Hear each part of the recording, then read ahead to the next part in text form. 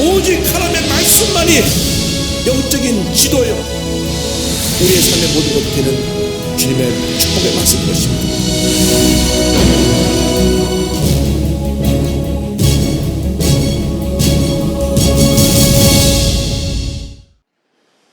오늘은 로마서 11장 11절 이하의 말씀을 갖고 공부합니다. 사도 바울이 쓴 신약성경의 서신은 27권 중에 13권입니다. 13권. 그 중에 구원론, 우리가 어떻게 해야 구원받는가, 구원론의 핵심을 가르쳐준 성경이 로마서입니다. 로마서는 신약 전체의 성경 중에 뭐 꼭 보석에 비유한다면 그렇지만 다이아몬드 같은 성경이다, 다이아 반자도 같다, 이런 표현을 합니다. 그래서 이 로마서를 통해서 구원의 진리를 깨닫게 되는 것입니다. 오직 예수 그리스도를 믿음으로만 구원받는다. 우리 어떤 행위나 노력으로 구원받는 것이 아니라 예수를 믿는 것만 구원받는다 하는 교리가 로마서에 담겨 있고, 이 로마서 이 교리는 하박국 2장 4절을 인용한 로마서 1장 17절이 전체 주제인데, 이것을 가지고 1517년 10월 31일 마르틴 루터가 종교개혁을 일으켰고, 또 1738년 5월 24일 요한의 순례가 성령받고 변화된 말씀도 로마서 1장이고, 그리고 20세기에 들어서 가장 위대한 신학자라고 부르는 칼바트라고 하는 신학자도 로마서 주석으로 세계적으로 알려지게 됐습니다. 그만큼 로마서의 그 내용이 깊고, 또 구원에 대한 가장 귀한 말씀을 다 담고 있어서 교리적으로 좀 어려운 부분이 있지만 우리가 신앙의 가장 중요한 기본적인 내용을 배우는 데서 로마서가 참 중요합니다. 제가 마틴 로이드 존스 목사님이 로마서 강의한 책을 구입했는데 16권이에요, 16권. 그래서 로마서를 가지고 책이 16권이 나올 정도로 강의를 오래 하셨는데, 아마 그렇게 하면 제가 몇 년을 더 해야 될 것 같으니까 저는 로마서에 있는 가장 핵심적인 내용만 정리해서 말씀을 공부하는데, 제가 조금 서론을 길게 하는 이유가 있습니다.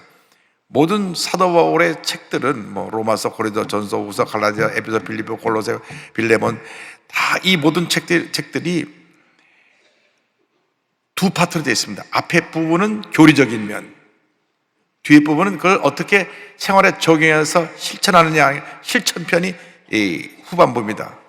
로마서는 교리적인 부분이 11장까지 이어지고, 이제 오늘 11장이 끝나고 나면 이제 다음 우리가 12장으로 갈 때부터는 현실에 우리가 어떻게 적용하느냐 하는 실천편, 적용편을 공부하기 때문에 조금 우리가 말씀 공부하는데 편하게, 그러나 실적으로 우리가 말씀 통해서 많은 삶에 적용을 해야 되기 때문에 우리가 잘못된 것이 무엇인고, 우리가 뭘 잘해야 될 것인가를 깨닫게 되는 은혜를 줄 줄로 믿습니다. 지금 계속 몇 주 동안 말씀드린 것이 이방인의 구원과 이스라엘의 구원인데, 이방을 하는 구원의 역사를 이제 말씀합니다. 사도 바울이 고민이 있었어요. 분명히 자기는 히브리 인쟁의 히브리인이고 바리새교파에서 철저하게 말씀 공부를 통해서 훈련받은 정말 정통 유대인이 이스라엘 사람이고, 가말리엘이라고 하는 당시 최대의 성경학자 선생님에게, 요즘 말하면 제일 유명한 신학 교수님 밑에서 공부도 하고, 또 집에 가문이 좋아요. 날 때부터 로마 시민권자였으니까 로마 시민권자에다가는 굉장한 특권이 있습니다. 로마 시민권자는 함부로 붙잡아서 재판도 할 못했어요. 로마 내가 시민권자라 그러면 모든 절차를 다 밟아야 됐어요. 로마 시민권자였고요. 그러니까 집이 부유했던 집안인 것 같습니다. 또 베냐민 지파 중에 자기가 아주 정통 그 혈통을 가진, 우리나라로는 족보로 따지면 뭐 전주희 씨 무슨 그 몇 대 손 정도 이렇게 따지는 그러한 위치에 있는 분인데, 예수 믿기 전에는 예수 믿는 사람이 다 이단인 줄 알아요. 이단. 우리 교회 요즘 이단, JMS 이단도 있고 신천지 이단도 있는데 이단으로 생각을 해가지고 예수 믿는 사람을 딱 붙잡아 감옥에 집어넣고 교회를 무너뜨리고 스테반이 딱 돌에 맞아 죽을 때 거기 증인으로 서서 잘 죽인다, 죽어 마땅하다 했던 사람인데 예수 믿는 사람 붙잡으러 다메섹 가다가 빛 가운데 오신 예수를 만나서 3일 동안 눈이 멀고, 그리고 3일 후에 아나니아가 안수할 때 다시 눈이 떠지면서 성령 충만 받고 너는 이방인을 위해서 부른 나의 사도다. 그래서 자기 유대인이지만 이방 사람을 구원하기 위해서 부른 사도라는 걸 알게 됐습니다.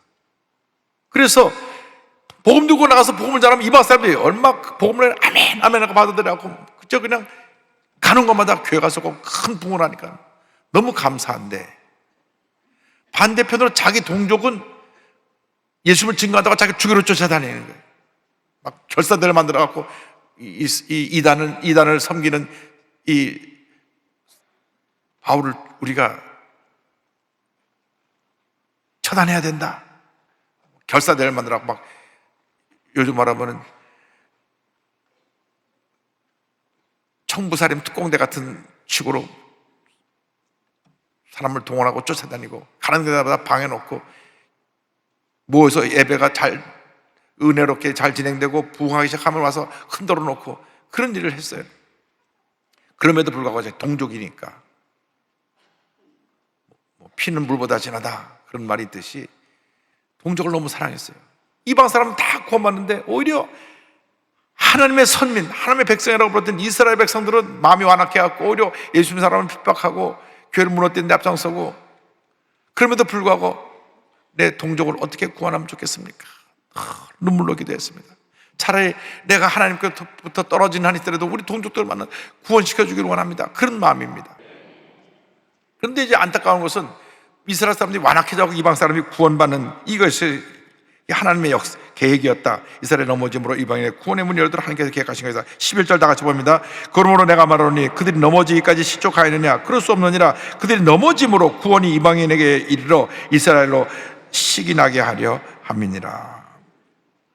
자기들 하나님의 백성인데 저 사람들이 구원받아서 저 사람이 하나님의 백성 된 걸 하고 우리가 뭘 잘못했냐고 회개하도록 기회를 줬다는 하는 것입니다. 12절 보겠습니다. 그들의 넘어짐이 세상의 풍성함이 되며 그들의 실패가 이방인의 풍성함이 되거든 하물며 그들의 충만함이리요. 그들이 넘어짐으로 말하면 많은 사람들이 구원받았는데 만약 이스라엘 백성들이 회개하고 예수를 믿다면 얼마나 많은 이스라엘 백성들이 구원받게 되고 온 세계 복음이 충만하게 되겠느냐라는 그러한 말씀을 하고 있는 것입니다. 자, 이스라엘의 문제가 무엇입니까? 이스라엘 백성들의 문제는 나는 하나님의 선민, 택함 받은 백성이다. 영적 교만. 내가 하나님의 택한 백성이다 보니까 나는 하나님의 특별히 택한 자로서 하나님의 뜻대로 살아가고 있고 하나님의 말씀을 잘 지키고 하나님 보시기에 이상 모든 사람과 구별된 존귀한 존재이다. 여기까지는 우리가 받아들일 수 있는데, 그렇기 때문에 우리는 옳고 우리가 인정하지 않은 것은 다 잘못된 거다. 여러분, 다른 것하고 틀린 것하고는 전혀 차이가 있는데 이분들은 우리가 다르면 다 틀렸다. 우리만 구원받았고 이방인들은 구원받지 못한다. 하나님 우리만 택했고 우리 통해서 하나님의 구원 역사를 하시고 우리 통해서 아브라함, 이삭, 야곱의 복이 우리 자손에게 이르게 하셨다. 우리 반열에서 메시아가 올 텐데 그 예수라고 하는 사람 우리가 인정하지 않는다. 그건 잘못된 거짓 메시아니까 우리가 못 박아 죽였고 진짜 메시아가 다시 오신다. 그래서 지금도 이스라엘 백성들은 메시아를 기다리고 있어요. 지금도 예수님이 오셨는데 메시아를 기다리고 있어요. 그래서 이스라엘 국기를 이렇게 보면 가운데 별이 하나 딱 들어있습니다. 별이 들어가 있어요. 이스라엘 국기 가운데 다윗의 별이라고 하는데 그 다윗의 별의 의미는 다윗의 반열에서 메시아가 오신다는 걸 지금도 믿고 있어요. 근데 이미 2000년 전에 오셨는데 2000년 오신 예수를 믿지 않고 저들이 마음이 닫혀진 것입니다. 그래서 이스라엘 백성의 문제는 뭐냐? 배웠다고 하는 사람들, 바리새인, 사두개인, 제사장, 요즘으로 말하면 교회, 이게 표현해서 죄송하지만 성직자, 재직, 이런 분들이 하나님을 가장 잘 섬긴다고 하는 분들이 스스로 의로워가지고 예수님 십자가 못 박아 죽였어요. 얼마나 무서운 일입니까? 교회 잘 댕긴 사람이 내가 옳다고 하는 주장 때문에 교회를 무너뜨리는 그런 일이 생겨난 거예요. 여러분, 자기의 의는 완전할 수가 없습니다. 우리는 모두 다 죄인입니다. 자기는 자기의 의로움이라고 하는 잘못된 안경을 쓰고 보이는 거예요. 안경에다 검게 칠하고 보면 다 세상에 어둡게 보이는 거예요. 자기가 의로운 사람이 그런 삶을 살고 있습니다. 자기가 옳기 때문에 이 사람도 틀렸고 저 사람도 틀렸고 저 사람도 틀렸고, 당신 자신은 나는 옳지, 난 내 생각도 옳고 내 말도 옳고 내 행동도 옳아, 고로 당신들은 잘못된 거야. 그러니까 교회 내 문제를 일으키는 분들이 스스로 의로운 사람들이 문제를 다 일으켜요. 그러니까 늘 영적으로 깨어서 기도하고 조심해야 될 것은, 나는 아무것도 아닙니다. 난 주님의 은혜로 삽니다. 예수님처럼 온유와 겸손을 옷 입고 주님 섬길 때 하나님의 은혜가 임할 줄로 믿습니다. 그래서 이스라엘 백성들이 정말 구원받는다면 온 세계가 얼마나 풍성해지겠느냐. 이방인의 사도로 부름받은 바울은 그 직분을 영광스럽게 여겼습니다.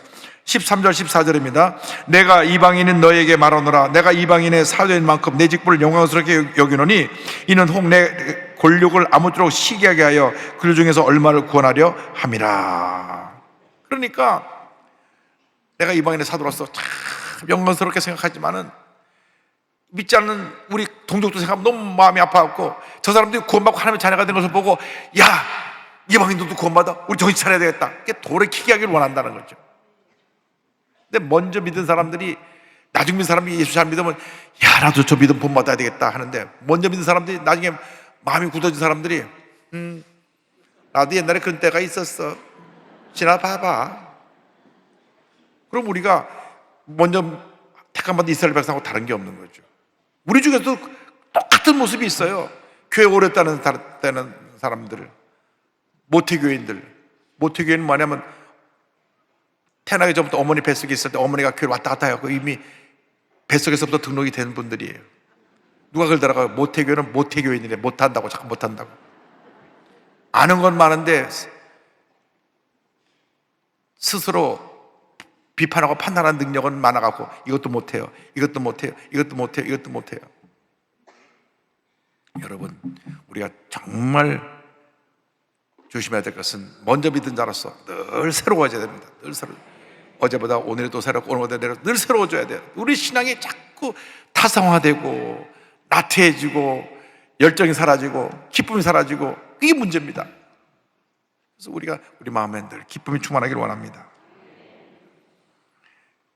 만약에 이제 사도 바울이 그 말을 합니다. 이스라엘 사람들을 회개하고 받아들이게 되면 얼마나 하나님의 큰 애가 임하지 않겠느냐. 그 마치 죽은 자가 살리는 것처럼 같은 역사가 되는 게 아니냐. 15절 16절 보겠습니다. 그들을 버리는 것이 세상의 화목이 되거든 그 받아들이는 것이 죽은 자 가운데 살아나는 것이 아니면 무엇이리요. 제사는 처음 익은 곡식 가루가 거룩한 즉 떡덩이도 그러하고 뿌리가 거룩한 즉 가지도 그러하니라. 이스라엘 백성을 지금 하나님이 버리셔서 이방 사람들 다 구원하는 화목을 이루었는데, 그들이 회개가 돌아온다면 얼마나 큰 역사가 있겠느냐. 그러면서 그 다음에 이 뿌리 가지를 비교해서 말하는데, 처음 익은 곡식가루가 거룩하면 떡덩이도 거룩하다. 이스라엘 백성이 처음 익은 가지 곡식인데 뿌리가 그렇기 때문에 가지도 거룩할 수밖에 없다. 이스라엘 백성이 그렇게 하나님의 특권을 받고 축복을 받았는데도 불구하고 그들이 하나님을 거부함으로 말미암아, 그 다음에 이제 이 나무 접붙인 얘기 나옵니다. 그래서 하나님이 그 참 감람나무 이스라엘 백성을 꺾어 버리시고 거기에 돌감나무 우리를 딱 붙여서 우리가 참 감람나무의 진액을 받게 하셨다. 그 말이 17절로부터 19절에 나옵니다. 3절을 계속 보겠습니다. 또한 가지 얼마가 꺾이었는데 돌 감람나무인 내가 그 등에 접붙임이 되어 참 감람나무 뿌리의 진액을 함께 받은 자가 되었은즉 그 가지들로 향하여 자랑하지 말라. 자랑할지라도 내가 뿌리를 보존하는 것이 아니요 뿌리가 너를 보존하는 것이니라. 그러므로 내 말 이 가지들이 꺾인 것은 나로 접붙임을 받게 하려 함이라 하리니. 자, 여기 중요한 말씀이 있습니다. 이 농사 지는 분은 다 합니다. 접붙이면은 이 나무를 가지를 돌감나무를 꺾어내고 나머지 참감나무 가지 갖다 붙이면 좋은 열매가 맺힙니다. 이 나무는 엉터리 열매를 맺어도 접붙인 것이 좋은 열매를 맺는데 여기 예화는 그거랑 실제로 농사 짓는 것과 조금 다릅니다. 농사 짓는 데는 돌감나무에다 참감나무 붙여가지고 집어서 다시 말하면 돌배에다가 참배를 빼서 참배가 나오게 하는 건데 여기 성경에는 원뿌리가 참감나무라고 했습니다. 원뿌리가 참감나무라고 표현한 것은 이스라엘 백성이기 때문에 이스라엘 백성이 참감나무고 우리는 돌감나무인데 참감나무에다 붙여가지고 참감나무의 진액을 다 받게 한다는 거죠. 그 진액이 뭐냐? 하나님이 약속하신 아브라함, 이삭, 야곱에게 주신 그 조상의 축복을 우리도 받게 됐다는 거죠. 우리 돌감나무예요. 그냥 돌배만 맺고 있던 돌배였는데 하나님의 은혜 가운데 참감나무에 붙어갖고 하나님의 그 진액을 축복을 다 받았고 우리도 아브라함의 축복, 이삭의 축복, 야곱의 축복을 받게 됐다. 20절을 보겠습니다. 옳도다 그들은 믿지 아니함으로 꺾이고 넌 믿음으로 섰느니라. 높은 마음을 품지 말고 도리어 두려워하라. 그들이 믿지 않았기 때문에 이스라엘 백성이 꺾여버리고 너는 믿었기 때문에 붙었는데 내가 하지 말라는 거예요. 내가 하나님의 은혜로 예수 믿고 하나님 자녀가 되기 때문에 오히려 겸손하고 주님 앞에 두려워 떨 마음으로 나 같은 죄인이 어떻게 이렇게 하나님의 자녀가 될 수 있었습니까? 감사합니다. 그렇게 우리의 삶이 주님 앞에 준비될 것을 말씀하고 있습니다. 그래서 그렇지 않으면 하나님의 준엄하심이 임한다. 22절입니다. 그러므로 하나님의 인자하심과 준엄하심을 보라. 넘어지는 자들에게는 준엄하심이 있으니 너희가 만일 하나님의 인자하심에 머물러 있으면 그 인자가 너희에게 있으리라. 그렇지 않으면 너희도 찍히는 바 되리라. 하나님의 준엄하신 심판이 하나님을 거역하고 교만하고 하나님 뜻을 살지 않은 이스라엘 백성이 임해서 그들이 꺾여져 버리고 우리가 참 부름을 받았으니까 만일 너희들도 예수 믿고 나서 교만하고 그렇게 내가 하고 하나님 뜻을 거스리고 자기 의로움에 갇히면 너희들도 꺾여버릴 수 모르니까 조심해라. 23절 24절입니다. 그들도 믿지 않은데 머무르지 아니하면 접붙임을 받으리니 이는 그들을 접붙이실 능력이 하나님께 있음이라. 내가 원 돌감나무에서 찍힘을 받고 본성을 거스려 좋은 감람나무에 접붙임을 받았으니 원가진 이 사람들이야 얼마나 더 자기 감람나무에 접붙이심을 받으랴. 그래서 이 사람들이 이스라엘 백성들이 회개하고 다시 돌아오면 원래 자기 참감나무에 도로 턱 붙으니까 얼마나 많은 열매를 맺겠느냐. 너희들은 그 이스라엘 백성들이 완악해져가고 교만해서 꺾이고 난 그 자리에 지금 은혜로 붙어있는 것인데 이스라엘 백성들이 회개하고 돌아온다면 얼마나 큰 은혜가 있겠느냐. 그래서 이것은 이스라엘 구원에 관계된 것은 신비에 속한 것이다. 우리가 정말 신비롭게 구원받은 거예요. 왜? 이스라엘 백성에게만 예정됐던 구원이 예수님 통해서 우리에게 넘어왔으니까 그걸 신비라고 합니다. 25절 27절에 신비의 내용을 설명을 합니다. 형제들아 너희가 스스로 지혜있다 하면서 이 신비를 너희가 모르기를 내가 원하지 아니하노니 이 신비는 이방인의 충만한 수가 들어오기까지 이스라엘의 덜어는 우둔하게 된 것이라. 그래야 온 이스라엘의 구원을 받으리라 기록된 바 구원자가 시온에서 오사 야곱에게서 경건하지 않은 것을 돌이키시겠고 내가 그들의 죄를 없이 할 때 그들에게 이루어질 내 언약이 이것이라 함과 같으니라. 이 신비의 내용이 뭐냐? 하나님의 구원 역사를 이루신 데서 이스라엘 대부분이 완악해진 겁니다. 이스라엘 백성들이 완악해서 얼마나 완악해졌느냐? 하나님이 보내신 하나님의 아들인 예수를 십자가 못 박아 죽였어요. 예수 십자가 못 박아 죽음으로 말미암아 이 시기에 충만한 이방인의 숫자가 다 와서 예수를 믿고 구원받게 됐습니다. 얼마나 많은 사람들이 구원을 받는지 몰라요. 사도 바울이 가는 것마다 보물자는 막 구름대처럼 몰려왔습니다. 가다마다 교회가 크게 섰습니다. 그 사도 바울이 그 다닌 모든 교회 지역마다 교회가 큰 교회가 있어 온 소아시아가 온 유럽이 다 다 보고만 됐습니다.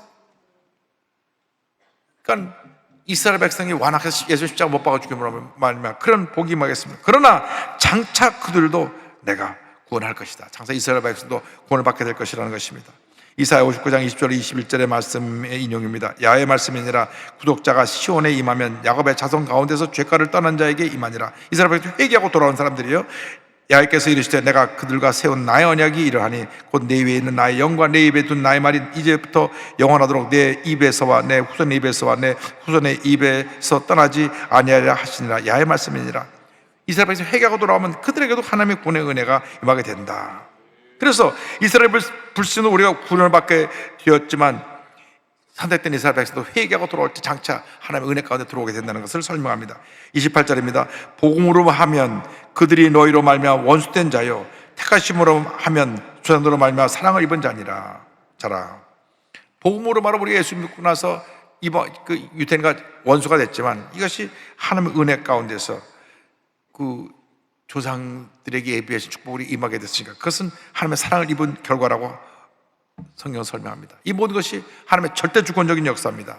한번 따라서 하나님의 절대 주권, 하나님의 은사와 부르심에는 후회가 없다는 것입니다. 은사가 뭡니까? 은사라는 표현이 조금 어려운 표현이 아니라 선물이에요. 선물. 하나님 우리에게 주시는 선물, 그게 은사예요. 은혜의 선물이 은사인데 그것은 절대 하나님의 손에는 후회가 없다. 29절입니다. 하나님의 은사와 부르심에는 후회하심이 없느니라. 하나님은 우리에게 베푸신 그 은혜, 그것이 은혜 그 자체지. 내가 왜 이방 사람을 구원했나 하는 하나님의 역사하심에 후회가 없다고 하는 것입니다. 우리는 때때로 후회합니다.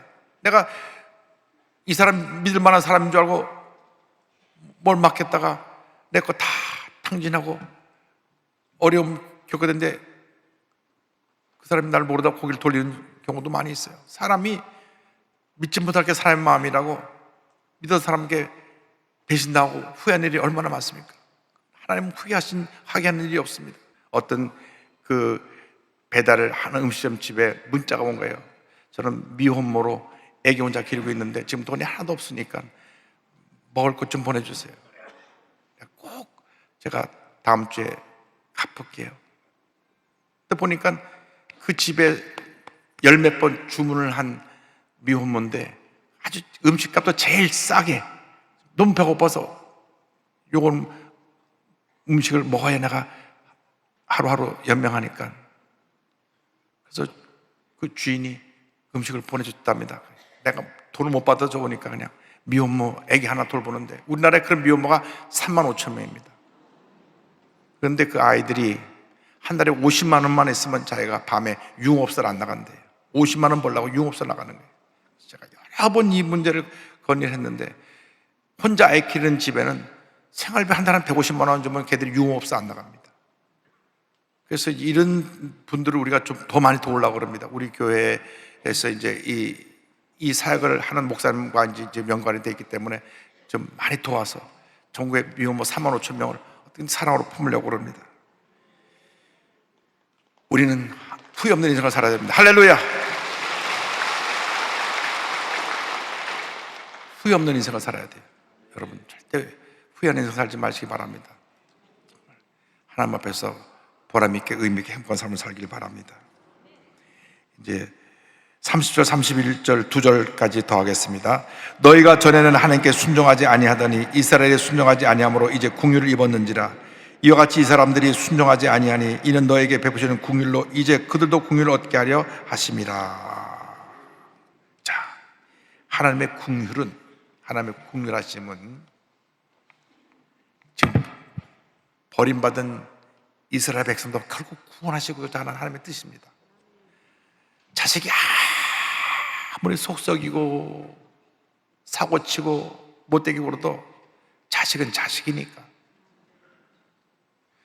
아들이 사고만 치다 감옥에 간 어머니 얘기를 들었는데, 남들은 다 이웃 사람까지 지나가면 수근수근거리면서 저 아들이 전과자 하라고 지금 감옥 가 있다고 얘기해도, 그래도 내 사랑하는 아들이에요.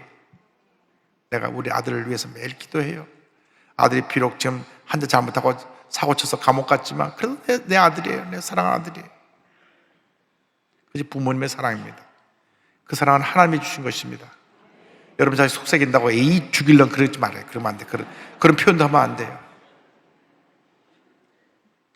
그럴 때마다 꼭 품에 안고 기도해 주시기 바랍니다. 넌 장차 하나님이 그렇게 만들어줄 사람인데, 너 하나님 위대한 인물인데 왜 그러냐? 내가 너 사랑한다. 내가 너 미워하지 않는다. 알아요. 아이들이 알아요. 부모님이 자기를 대하는 태도를 보고 부모님을 평가합니다. 그러니까 늘 긍휼의 마음을 갖고 여러분 사람을 대하고 용서하고 화목함이 지난 주님 일꾼들이 되기를 주님으로 축원합니다. 기도하겠습니다. 사랑과 의리와 자비가 원하신 하나님 아버지, 하나님의 구원의 은혜 감사하게 하여 주시고, 특별히 하나님의 긍휼하심을 배워서 우리가 상처 입은 사람을 용서하고 사랑하며 하나님의 귀한 뜻을 이루어나가는 삶을 살아가는 저희 모두가 될 수 있게 하여 주시되, 하나님의 구원의 역사에 대해서 첫째도 감사, 둘째도 감사, 한평생 감사로 살아가는 저희 모두가 되도록 은혜 내려 주옵소서. 예수님의 이름으로 기도 올리옵나이다. 아멘.